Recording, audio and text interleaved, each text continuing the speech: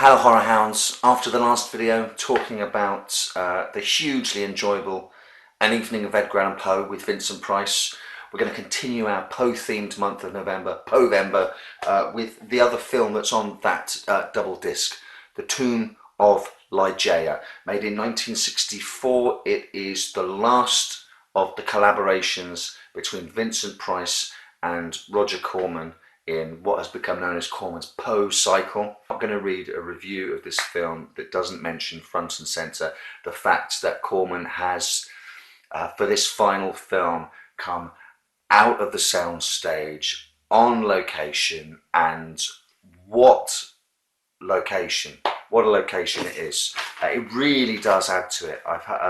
It's Castle Acre Priory in Norfolk, the perfect place for a tortured Poe-esque hero to wander around in the shadows, a ruined abbey where he lives, but shot counterintuitively, against all the Gothic flair that he's brought to all of the previous movies, counterintuitively shot in bright, broad daylight, and with the lush, green, verdant English countryside all around it, really counterpoints the themes of the film, that area between life and death, light and dark.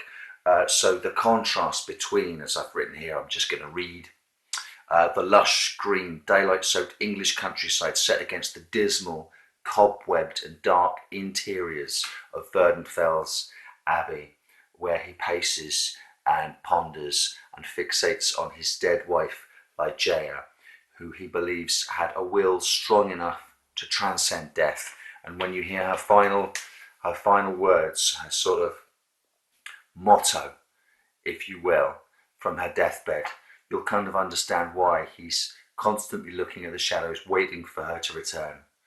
Man need not kneel before the angels, nor lie in death forever, but for the weakness of his feeble will. Silly, feeble men. One of the great things about this movie is that it is peopled with not one, but two enormously strong-willed female characters who are not happy to sit and wait for things to be done for them or to them. They're movers and shakers. They get this stuff done. In fact, Poe as Verdenfell, the widow of the deceased Ligeia, who still influences the movie from start to finish, is the passive character of the piece, and that's atypical.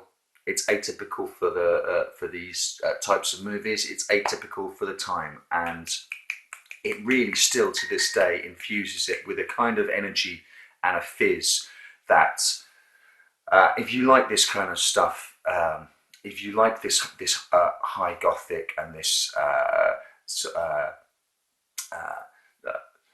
meditation on death and life beyond death, and those grey areas and resurrection or hauntings and the like, this really is one of the best examples of that type of filmmaking you can possibly hope to find, really. I find it quite stunning that after, how many Poe films was it that Roger Corman did in the end? 8.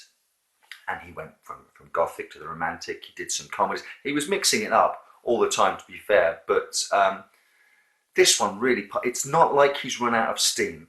So for a Poe adaptation, this sticks fairly close to the story, Ligeia. I have to say that Ligeia is possibly my favourite Edgar Allan Poe short story. Perhaps Fall of the House of Usher. I don't know, it depends what day you catch me on. I've always had a great affection for Ligeia. And whilst the film necessarily does have to pad out that short story, the film is about a man whose first wife was dark and serious and dying, but insisted that through sheer force of her will she could transcend death and return. He then meets another lady, Rowena, the Lady Rowena, and marries her, and she again falls sick, and in the short story Well, it's kind of up for grabs what happens at the end. Does Ligeia return, or is it an opium hallucination? Read the story if you want to go to the original. But this film does deal with that. There's a potpourri of oh my god, it's another pun, and it completely unintentional, but most definitely a potpourri. Oh, it's pathetic how I amuse myself with this shit. Of elements of other Poe stories. There's obviously Ligeia's in the film, the story Ligeia. There's a little pinch of the black cat, a hint of the facts in the case of Monsieur Valdemar. Vernon Fell, Vincent Price's character, is clearly styled on Roderick Usher from The Fall of the House of Usher. There's a taste of the premature burial in there, but dealing with a second marriage and having to compete almost with the deceased ex-wife or the ex-lover, and there being a mystery at the heart of this new marriage, a mystery with the husband that the new wife has to unravel, and she may be in danger from it. There are also dashes of Rebecca, Jane Eyre, even Vertigo in this from Alfred Hitchcock. So it's a heady mix. It's a heady concoction, and I do actually genuinely really love it. Speaking of Vertigo, there's a bell tower scene where Lady Rowena follows the black cat up the bell tower. That does ring a little Vertigo bell. It's one of the most powerful scenes in the film as we see her getting drawn up to the top of this bell tower by this black cat, who may or may not now be the embodiment of the spirit of the deceased Ligeia. And whilst those images of her being drawn up to,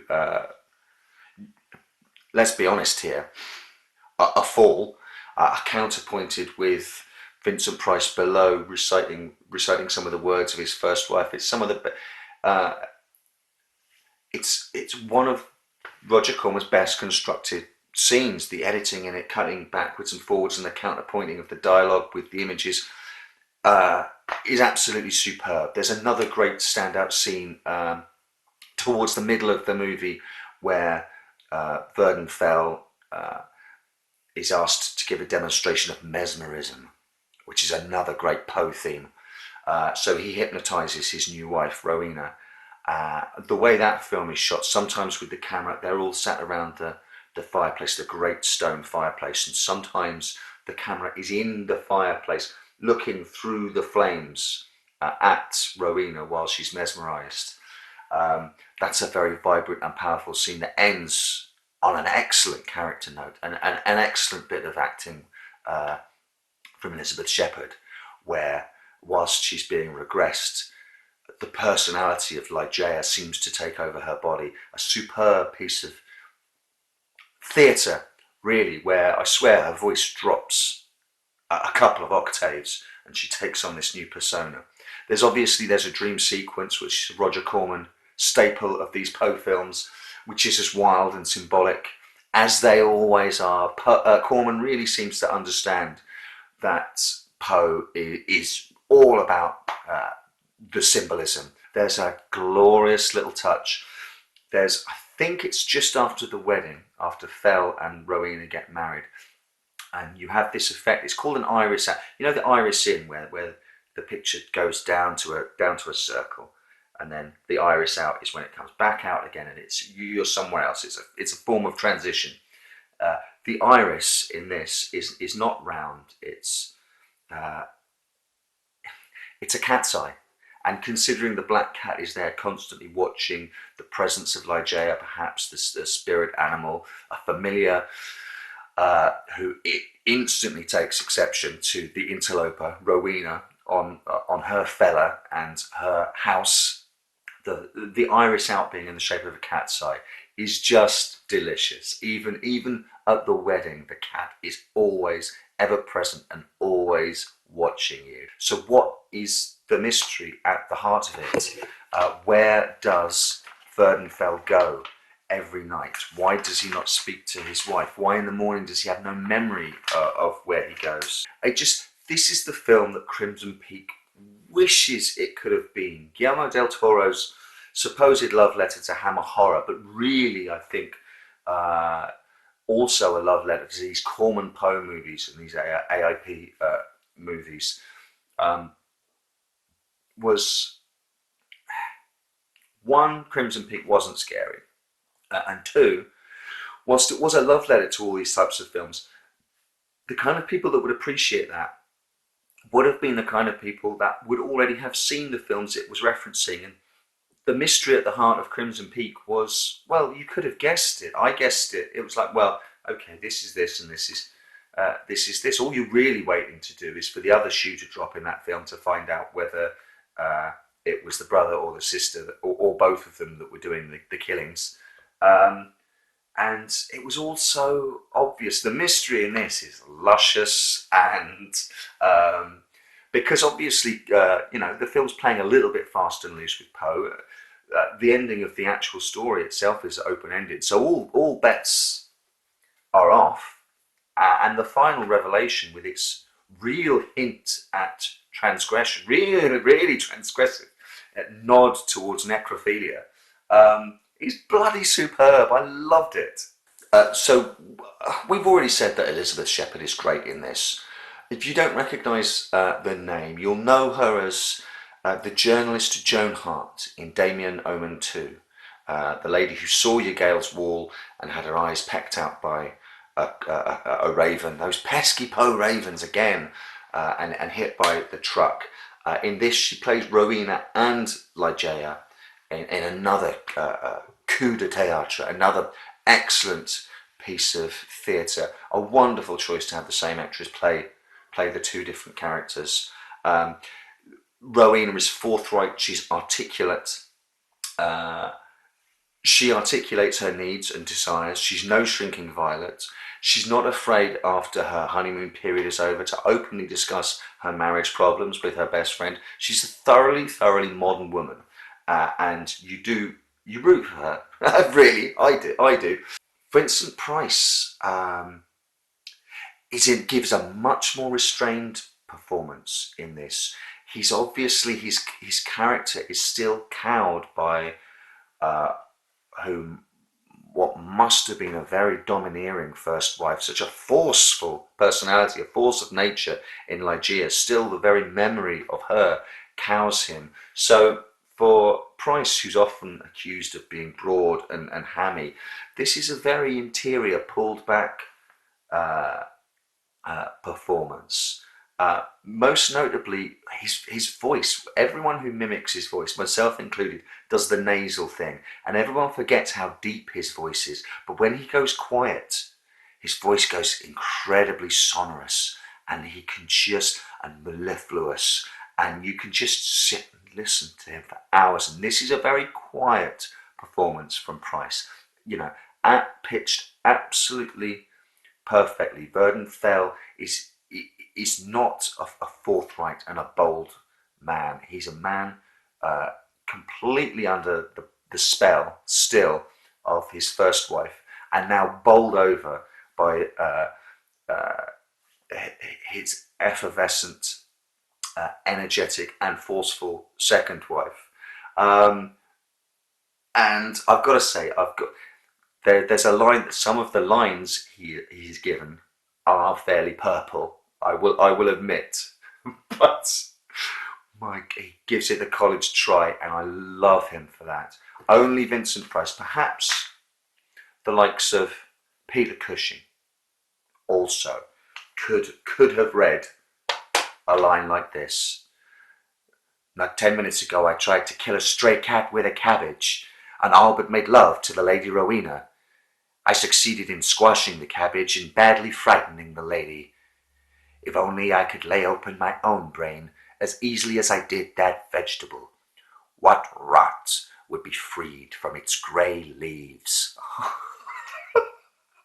No, nonsense, but wonderful. I would pay to hear Vincent Price talk like that.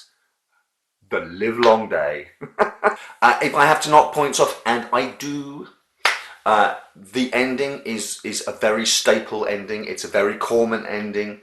It's a very Vincent Price ending. It seems that Price more often than not is doomed to be consumed within a conflagration that also consumes the abode within which he is dwelling. For indeed, the house is the metaphor for the man, which is all well and good. It's a great fun way to end a movie. Roger Corman obviously likes ending his movies that way. It also meant that he could reuse some footage, I think, from The Fall of the House of Usher, and there's nothing wrong with saving a few pennies here and there. Getting there became a little much. There's a revelation which is wonderful, and then there's a turn which is fine. But you have our characters who are coming to save Rowena, come and save her, and then leave, and then come back again, and leave again. And there's a one, maybe too many turns of the card, to the point where you've got and he gives it his all, but ultimately you've got Vincent Price fighting opposite a cat, and I think we could have truncated that a little bit more, just tightened up that nut at the end, just a little bit more, but that's a small criticism for a movie that's such enormous fun. What we're going to do next is we're going to give Vincent Price a much needed rest, and we're going to move on to a Stuart Gordon film, The Pit and the Pendulum, from I think 1991. We'll talk about that in that video. In the meantime, I've got no sign off.